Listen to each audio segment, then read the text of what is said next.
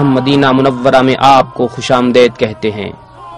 یہ وہ شہر ہے جو ایمان کی پناہ گاہ ہے اور نبی کریم صلی اللہ علیہ وسلم کی آرام گاہ ہے۔ ترقی اور تمدن کی نئی چمک دمک کے ساتھ ہم آپ کا خیر مقدم کرتے ہیں تاکہ اس سفر نامے کو پڑھیں جس میں یہ شہر ایک نامعلوم تاریخی دور سے گزر کر ایسی روشنی کی طرف آیا ہے جس نے سارے عالم کو جگمگا دیا۔ اللہ کے رسول حضرت نوح علیہ السلام کی چوتھی پشت میں سے کچھ لوگ بابل کی سرزمین چھوڑ کر کسی نئے وطن کی تلاش میں نکلے۔ وہ ایک ایسے سرسبز علاقے میں پہنچے جسے چاروں طرف سے پہاڑوں اور آتش فشانی چٹانوں نے گھیر رکھا تھا۔ بس وہیں پڑاؤ ڈالا اور ایک چھوٹا سا گاؤں آباد کیا جسے اپنے سردار کے نام پر یثرب کا عنوان دیا۔ یہ گاؤں آہستہ آہستہ بڑھنے لگا۔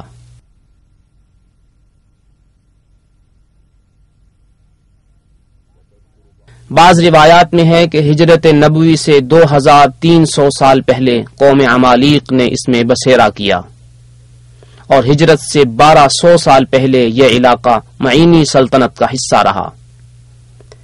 آثار قدیمہ کے بعض نقشوں سے معلوم ہوتا ہے کہ یہ علاقہ بابلی حکمران نبونید کے زیر نگرانی رہا ہے جس نے ہجرت سے 1100 سال پہلے تیماء پر 10 سال حکومت کی۔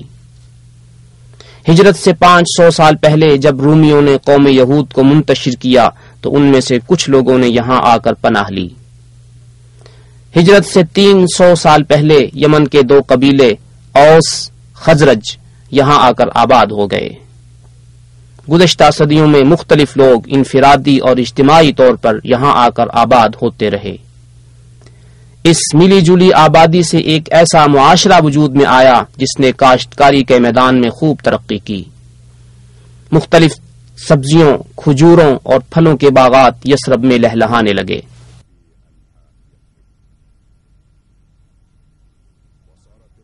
شام اور یمن کے درمیان آنے جانے والے تجارتی قافلے یہاں سے گزرتے اور زاد راہ کے طور پر پینے کا پانی اور شیریں کھجور ہمراہ لیتے اور اہل یثرب کے ساتھ تجارتی لین دین بھی کرتے۔ ہجرت سے 120 سال پہلے اوس و خزرج کے درمیان جنگ چھڑ گئی۔ باہمی دشمنی اور انتقامی جذبات نے اس چنگاری کو سلگائے رکھا اور یہودی سازشیں اسے بھڑکاتی رہیں۔ زندگی کا نظام درہم برہم ہو گیا اور لوگوں نے ان حالات سے چھٹکارا حاصل کرنے کے لیے متبادل رستہ تلاش کرنا شروع کیا۔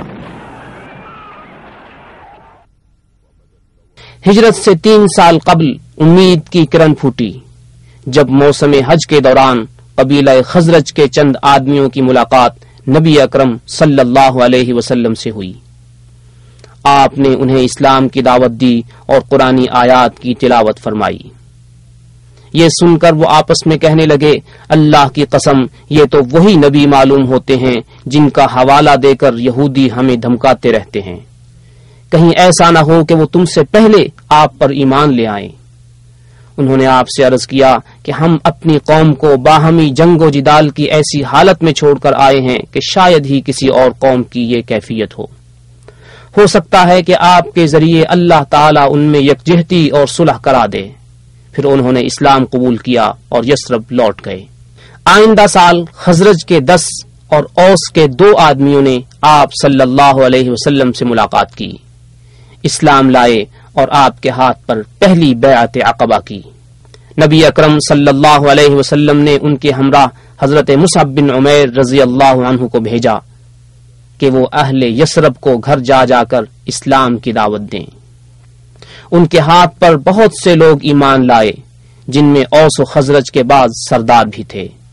اس سے اگلے سال موسم حج میں یثرب کے 70 آدمی نبی اکرم صلی اللہ علیہ وسلم کی خدمت میں حاضر ہوئے اور دوسری بیعت عقبہ کی۔ نیز آپ صلی اللہ علیہ وسلم اور تمام مسلمانوں کو ہجرت کر کے یثرب آنے کی پیشکش کی تاکہ سب مل کر اسلامی معاشرہ تشکیل دیں۔ چنانچہ مسلمان یثرب کی طرف ہجرت کرنے لگے۔ پھر رسول اکرم صلی اللہ علیہ وسلم بھی حضرت ابوبکر صدیق رضی اللہ عنہ کے ہمراہ تشریف لائے۔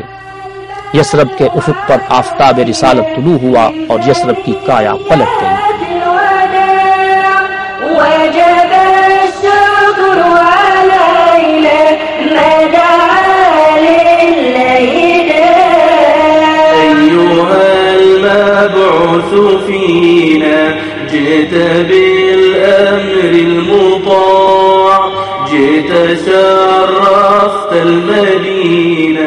یہاں ہر چیز میں تبدیلی رونما ہوئی، اس کا نام یثرب سے مدینہ ہو گیا۔ اسے مزید ایسے نام عطا ہوئے جو اس کی شان و عظمت کو اجاگر کرتے ہیں، مثلا طیبہ، طابہ، الدار۔ لوگوں کے عقیدے تبدیل ہوئے اور وہ بت پرستی سے اسلام کی طرف آ گئے۔ مسجد نبوی اسلامی تعلیمات اور اسلامی قیادت کا مرکز بن گئی۔ یہاں سے شرک کا قلع کما کرنے اور کلمہ توحید کا بول بالا کرنے کے لیے جنگی دستے بھیجے جانے لگے۔ ہجرت کے دوسرے سال مدینہ منورہ سے 160 کلومیٹر کے فاصلے پر غزوہ بدر کا معرکہ ہوا، جہاں مشرکین مکہ کو زبردست شکست ہوئی اور ان کے بہت سے لیڈر قتل ہوئے۔ اس شکست کا انتقام لینے کے لیے کفار مکہ نے شوال 3 ہجری میں مدینہ منورہ کی طرف پیش قدمی کی اور احد پہاڑ کے دامن میں غزوہ احد کا معرکہ ہوا۔ مسلمانوں نے خوب داد شجاعت دی اور ان میں سے 70 آدمیوں نے جام شہادت نوش کیا، جن میں نبی اکرم صلی اللہ علیہ وسلم کے چچا حضرت حمزہ رضی اللہ عنہ بھی ہیں۔ پھر مشرکین مکہ واپس لوٹ گئے۔ مشرکین کے ساتھ مختلف مقامات پر معرکہ آرائی کا سلسلہ جاری رہا۔ بالآخر قریش نے دیگر قبائل کو ساتھ ملا کر مسلمانوں کے خلاف فیصلہ کن جنگ لڑنے کا پروگرام بنایا۔ سن 5 ہجری میں مدینہ منورہ کی طرف پیش قدمی کی۔ مسلمانوں نے خندق کھود کر مدینہ منورہ کو محفوظ کر لیا۔ مشرکین نے مدینہ منورہ کا محاصرہ کیا اور کئی بار کوشش کی کہ خندق عبور کر کے مسلمانوں پر حملہ آور ہوں، مگر ہر بار مسلمانوں نے ان کا حملہ پسپا کر دیا۔ بالآخر اللہ تعالی نے مشرکین پر تیز و تند ہوا بھیج دی، جس سے وہ ناکام و نامراد واپس ہوئے۔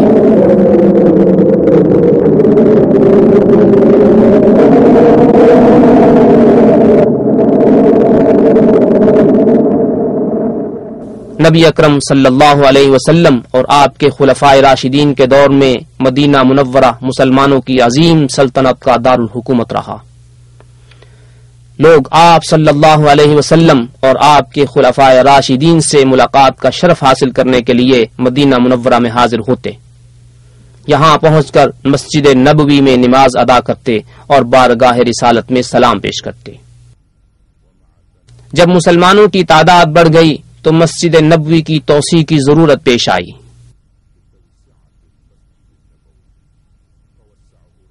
چنانچہ سن 7 ہجری میں نبی اکرم صلی اللہ علیہ وسلم نے اس کی توسیع فرمائی۔ پھر سن 17 ہجری میں خلیفہ راشد حضرت عمر بن خطاب رضی اللہ عنہ نے اس کی تعمیر و توسیع کی۔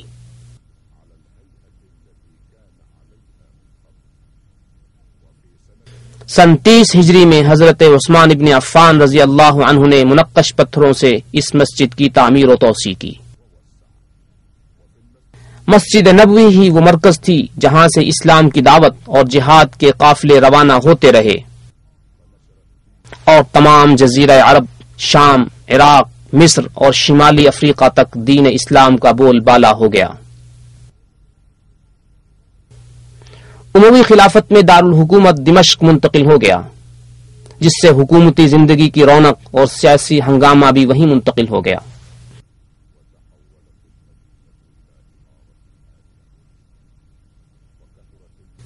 دوسری طرف مدینہ منورہ میں زرعی ترقی اس قدر ہوئی کہ وادی عقیق کے کنارے پر مکان بنانے کے لیے کوئی جگہ باقی نہ رہی۔ مسجد نبوی کی علمی مرکزیت کا اندازہ اس سے لگایا جا سکتا ہے کہ یہاں امام مالک بن انس جیسے شہرہ آفاق عالم پیدا ہوئے اور دور دور سے لوگ ان کے حلقہ درس میں شرکت کے لیے آتے۔ انہی میں سے امام شافعی بھی ہیں۔ پہلی اور دوسری صدی میں رونما ہونے والے بعض افسوسناک واقعات سے قطع نظر مدینہ منورہ کا عمومی ماحول نہایت پرسکون رہا اور یہاں علمی چہل پہل رہی۔ لوگ بڑے اہتمام کے ساتھ مسجد نبوی میں نماز ادا کرنے اور بارگاہ رسالت میں سلام پیش کرنے آتے رہے۔ دوسری صدی میں خلیفہ مہدی عباسی نے مسجد نبوی کی مرمت اور توسیع کا حکم دیا۔ تیسری صدی ہجری میں زندگی کے بعض شعبوں میں انحطاط شروع ہوا اور آبادی سکڑنے لگی۔ وادی عقیق کے محلات ویران ہو گئے، زراعت کم ہو گئی، بد امنی عام ہو گئی اور قافلوں پر حملے ہونے لگے۔ اس صورتحال کو سنبھالا دینے کے لیے سن 263 ہجری میں مدینہ منورہ کے ارد گرد فصیل بنائی گئی۔ پھر مختلف اوقات میں اس کی ترمیم و توسیع کا سلسلہ جاری رہا۔ 10ویں صدی ہجری تک مدینہ منورہ کے عمومی حالات میں مسلسل اتار چڑھاؤ ہوتا رہا۔ سن 578 ہجری میں صلیبی جنگیں عروج پر تھیں کہ ایک صلیبی کمانڈر ارناط نے اپنی فوج کا ایک دستہ روانہ کیا جو نہایت خفیہ طریقے سے بحری رستوں سے ہوتا ہوا یمبو کے ساحل پر اترا اور وہاں سے خشکی کے راستے سے مدینہ منورہ کی جانب بڑھنے لگا۔ سلطان صلاح الدین ایوبی کو خبر مل چکی تھی اور اس کی فوجیں اس دستے کا تعاقب کر رہی تھیں۔ بالآخر مدینہ منورہ سے ایک رات کی مسافت پر ایوبی فوج نے صلیبی دستے کو گھیر لیا اور ان میں سے اکثر کو قتل کر کے باقی کو گرفتار کیا۔ 5 رجب سن 654 ہجری میں مدینہ منورہ کے مشرق میں ایک بہت بڑا آتش فشاں پھٹا جس کا لاوا ایک ندی کی شکل میں مغربی مدینہ منورہ کی طرف بہنے لگا، مگر اللہ کی قدرت سے مدینہ کے قریب پہنچ کر شمالی طرف مڑ گیا۔ تقریباً 3 ماہ تک مسلسل یہ لاوا جلتا رہا۔ سن 886 ہجری میں آسمانی بجلی گرنے سے مسجد نبوی کی عمارت آگ کی زد میں آ گئی اور اس کا اکثر حصہ جل گیا، البتہ حجرہ شریفہ محفوظ رہا۔ سلطان قائد بائی نے اثر نو مسجد کی تعمیر کی، نیز مختلف مدارس اور مسافر خانے بنوائے جہاں علماء، طلباء اور جوار رسول کے شائقین رہنے لگے۔ 10ویں صدی ہجری سے مدینہ منورہ میں عثمانی دور کا آغاز ہوا جو 400 سال تک باقی رہا۔ اس دوران مدینہ منورہ میں جو تبدیلیاں رونما ہوئیں ان میں سے خاص یہ ہیں۔ مدینہ کے گرد فصیل کی تجدید ہوئی اور ایک وسیع اور محفوظ قلعہ تعمیر ہوا۔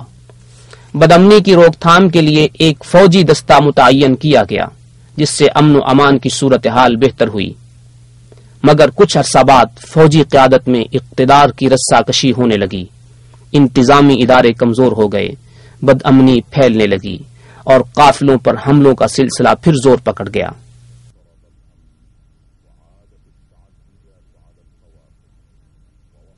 مدینہ شہر کے اندر بھی اضطراب و بے چینی پھیلنے لگی، مگر صورتحال پر قابو پا لیا گیا۔ سن 1220 ہجری میں اہل مدینہ نے اصلاحی تحریک کے علمبرداروں کے ہاتھوں پر بیعت کی اور پہلی سعودی حکومت کو تسلیم کیا اور 6 سال تک امن و سکون کی زندگی بسر کی۔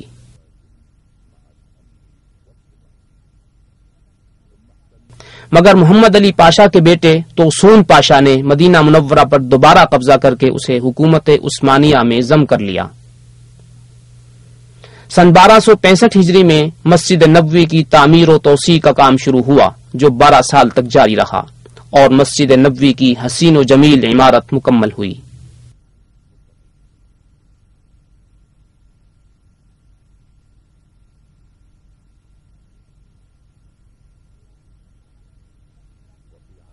سن 1318 ہجری میں ایک طاقتور وائرلیس اسٹیشن نصب کیا گیا جس کے ذریعے مدینہ کو ترکی دارالحکومت استنبول سے جوڑ دیا گیا، نیز مدینہ منورہ سے دوسرے شہروں کے ساتھ رابطہ بھی ممکن ہو گیا۔ سن 1326 ہجری میں دمشق سے مدینہ منورہ تک ریلوے لائن نصب کی گئی جس سے مدینہ منورہ کی اقتصادی اور معاشرتی زندگی میں زبردست تبدیلی آئی، تجارت کو فروغ ہوا، دولت کی بہتات ہو گئی اور مدینہ کی آبادی 10,000 سے بڑھ کر 80,000 تک جا پہنچی۔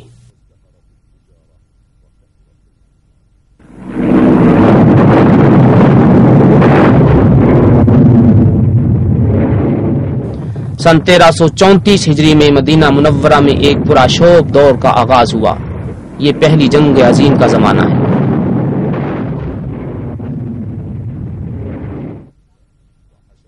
خلافت عثمانیہ کے ایک فوجی جرنیل فخری پاشا نے مدینہ منورہ میں بھاری فوج جمع کی اور مدینہ کے ارد گرد مورچہ بندی کر لی اور شریف حسین کی فوج کا مقابلہ کیا۔ جنگی حالات کے پیش نظر اس نے پہل لوگوں کو رضاکارانہ طور پر مدینہ سے نکل جانے کو کہا، مگر بالآخر یہاں کی اکثریت کو نقل مکانی پر مجبور کر دیا۔ باقی ماندہ لوگوں کو 3 سال سے زیادہ ناکہ بندی، غلے کی کمی اور انتہائی مہنگائی کا سامنا کرنا پڑا۔ سن 1337 ہجری میں خلافت عثمانیہ کا خاتمہ ہو گیا اور اس کی فوجیں اس علاقے سے نکل گئیں۔ زمام حکومت شریف ہاشمی نے سنبھال لی۔ یوں اہل مدینہ کو جنگی صورتحال سے نجات ملی، البتہ شہر کی آبادی 15,000 رہ گئی۔ حالات معمول پر آئے، لیکن تھوڑے ہی دنوں بعد اقتصادی صورتحال خراب ہو گئی۔ ہنگامے اور فتنے دوبارہ شروع ہو گئے۔ انتظامیہ کی گرفت کمزور پڑ گئی۔ خصوصاً حالات اس وقت اور زیادہ خراب ہو گئے جب ہاشمی حکومت کا سعودی فوج سے ٹکراؤ ہوا، جو پیش قدمی کرتے ہوئے مدینہ منورہ کے قریب پہنچ چکی تھی۔ اب نجات کی یہی ایک صورت تھی کہ توحید کا راستہ اختیار کیا جائے، جس کی قیادت ملک عبدالعزیز بن عبد الرحمن آل سعود کر رہے تھے، جنہوں نے اس ملک کی مختلف ریاستوں کو ملا کر ایک وسیع اور مضبوط حکومت کی بنیاد ڈالی تھی۔ 19 جمادی الاولیٰ 1344 کو اہل مدینہ کے ایک وفد نے باضابطہ طور پر ملک عبدالعزیز کے ہاتھ پر بیعت کا اعلان کیا۔ یہ مدینہ منورہ کی تاریخ کا ایک اہم موڑ تھا، جہاں سے ایک نئے اور خوشگوار دور کا آغاز ہوا، جو امن و استحکام اور ترقی کا دور ہے۔ 23 ربیع الثانی سن 1345 ہجری میں ملک عبدالعزیز نے مدینہ منورہ کی زیارت کی اور اہل مدینہ اور مختلف قبائل اور ان کے نمائندوں سے ملاقاتیں کی۔ سن 1370 ہجری میں ملک عبدالعزیز نے مسجد نبوی کی توسیع کا حکم دیا، چنانچہ مسجد نبوی کے قرب و جوار کی زمینیں خرید لی گئیں اور مسجد کے شمالی دالانوں کو گرا کر دوبارہ تعمیر کیا گیا اور مسجد میں 6000 مربع میٹر کا اضافہ ہوا۔ مسجد کی پرشکوہ عمارت تیار ہو گئی، جس کے وسیع دالانوں میں ہزاروں نمازیوں کی گنجائش تھی۔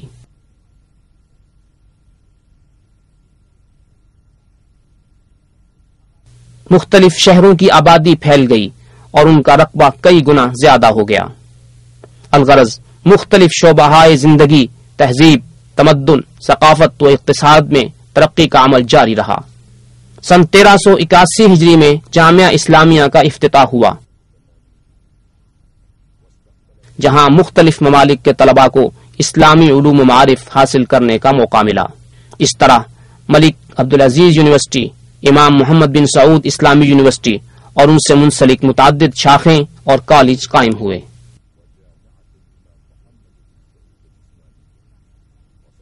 مدینہ منورہ میں ایک ماہ نامہ المنہل کے نام سے جاری ہوا، پھر روزنامہ المدینۃ المنورہ شائع ہونے لگا، جس نے ثقافتی شعور بیدار کرنے میں اہم کردار ادا کیا۔ 15ویں صدی ہجری کے پہلے عشرے میں چند نمایاں تبدیلیاں واقع ہوئیں۔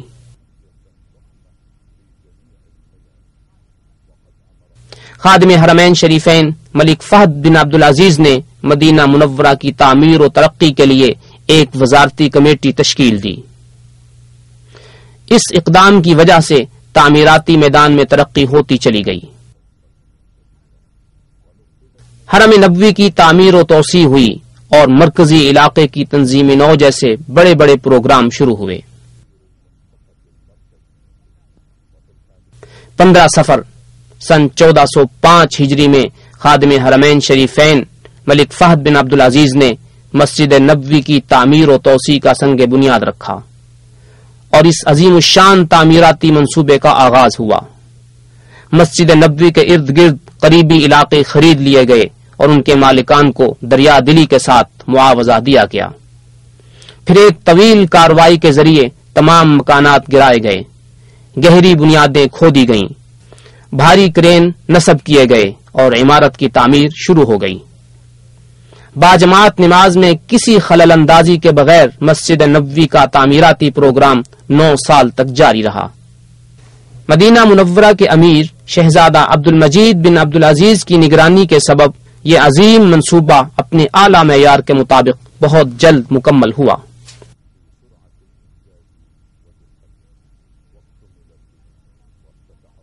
सन 1414 ہجری میں خادم حرمین شریفین ملک فہد بن عبدالعزیز کے ہاتھوں اس کا افتتاح ہوا۔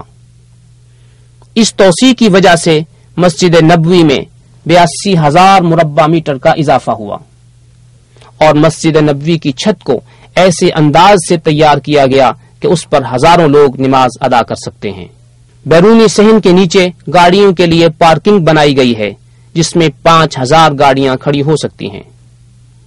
مسجد نبوی سے 7 کلومیٹر کے فاصلے پر ایئر کنڈیشن پلانٹ نصب کیا گیا ہے جسے وسیع سرنگوں کے ذریعے مسجد نبوی سے ملایا گیا اور اس میں پائپ لائن بچھا دی گئی ہے جو ٹھنڈک کو منتقل کرتی ہے۔ اب مسجد نبوی فن تعمیر کا ایک نادر نمونہ بن چکی ہے جہاں زائرین عبادت کے دوران نہایت راحت و سکون محسوس کرتے ہیں۔ ذلك فضل اللہ یؤتیہ من یشاء واللہ ذو الفضل العظیم۔ مسجد نبوی کی توسیع کے ساتھ ساتھ شہر کے مرکزی علاقے کی تعمیر نو کے منصوبے پر بھی کام ہوتا رہا۔ اس پروگرام کی تکمیل کے لیے 25 لاکھ مربع میٹر پر کام شروع ہوا جس میں سے نصف رقبہ عمارتوں کے تعمیر کے لیے مخصوص کیا گیا اور بقیہ حصہ سڑک، فٹ پاتھ، قبرستان بقیع اور دیگر ضروری تعمیرات کے لیے ہے۔ یہ منصوبہ فن تعمیر کے جدید اصولوں کے مطابق تیار کیا گیا ہے۔ بہت سے رہائشی اور تجارتی کمپلیکس مکمل ہو چکے ہیں۔ ان میں سے ہر ایک جدید طرز کے سینکڑوں رہائشی کمروں اور شاپنگ سینٹروں پر مشتمل ہے۔ اب مرکزی علاقہ تعمیر نو کے ابتدائی مرحلوں سے گزر چکا ہے اور ایسا لگتا ہے کہ مدینہ منورہ فن تعمیر کے عالمی معیار اور جدید وسائل سے آراستہ ہو کر مسجد نبوی کو دائرے میں لیتا ہوا نمودار ہو رہا ہے، جہاں زائرین کے لیے بہترین رہائش اور دیگر سہولتیں موجود ہیں۔ مدینہ منورہ کی تاریخی مساجد کی تعمیر و توسیع کا کام بھی مکمل ہو چکا ہے، جن میں اسلام کی اولی مسجد مسجد قباء سر فہرست ہے۔ اس کی عمارت پرانی ہو چکی تھی، لہذا اسے ازسر نو تعمیر کیا گیا، جس کی ملحقہ عمارات سمیت کل رقبہ 13,500 مربع میٹر ہے۔ اس کے آس پاس کا علاقہ یوں منظم کیا گیا ہے کہ یہ مسجد فن تعمیر کا ایک خوبصورت شاہکار نظر آتی ہے۔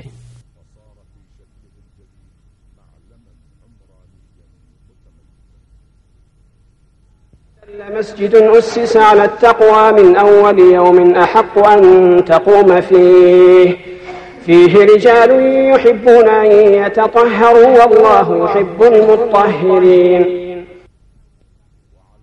مدینہ منورہ کے میقات ذوالحلیفہ میں بھی ایک چھوٹی سی تاریخی مسجد تھی جہاں سے حج و عمرے کا احرام باندھتے ہیں۔ خادم حرمین شریفین نے اس کی تعمیر و توسیع کا حکم دیا۔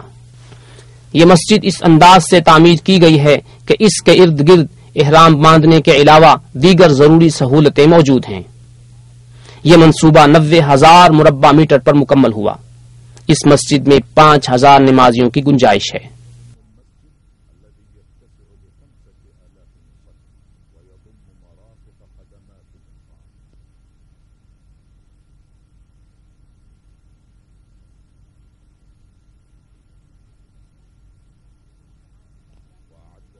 یہاں کی بلدیاتی انتظامیہ نے شہر کا ایک تنظیمی ڈھانچہ اس طرح تیار کیا کہ آبادی کو 3 دائروں میں تقسیم کر دیا گیا۔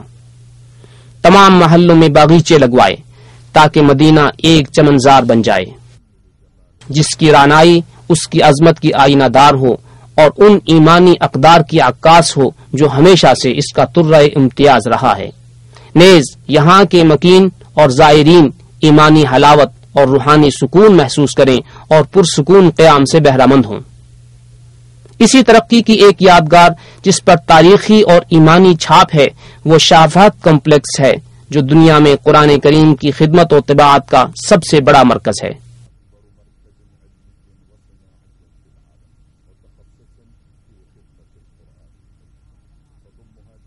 جہاں علماء، محققین اور قراء کی ایک جماعت قرآن کریم کی کتابت اور طباعت کی نگرانی کرتی ہے۔ اس ادارے میں طباعت سے متعلق جدید ترین آلات موجود ہیں اور دنیا کی مشہور زبانوں میں قرآن کریم کا ترجمہ شائع ہوتا ہے۔ اس میں ریکارڈنگ کا ایک مستقل شعبہ ہے جہاں مختلف قراءتوں میں آڈیو کیسٹ تیار کی جاتی ہیں، اور اب تک مختلف قراء کی آواز میں لاکھوں سیٹ تیار ہو کر تقسیم ہو چکے ہیں۔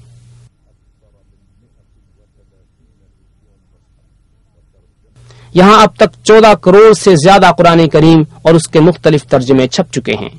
یوں مدینہ کی سرزمین جو عہد نبوی میں اسلام کا پیغام پھیلانے کے کام آئی تھی، آج بھی اسے چار دانگ عالم پھیلا رہی ہے، اور یہ پریس اس کارگزاری کی یاد تازہ کرتا ہے جب حضرت ابوبکر صدیق اور حضرت عثمان رضی اللہ عنہ نے قرآن کریم کو یکجا کیا اور ایک رسم الخط میں لکھوا کر مختلف اسلامی علاقوں میں روانہ کیا۔ یہ سب کچھ مدینہ منورہ کی عظمت کے واضح نشان ہیں، لہذا اسی کا حق ہے کہ کتاب اللہ کی خدمت کا شرف ہمیشہ اسے حاصل رہے۔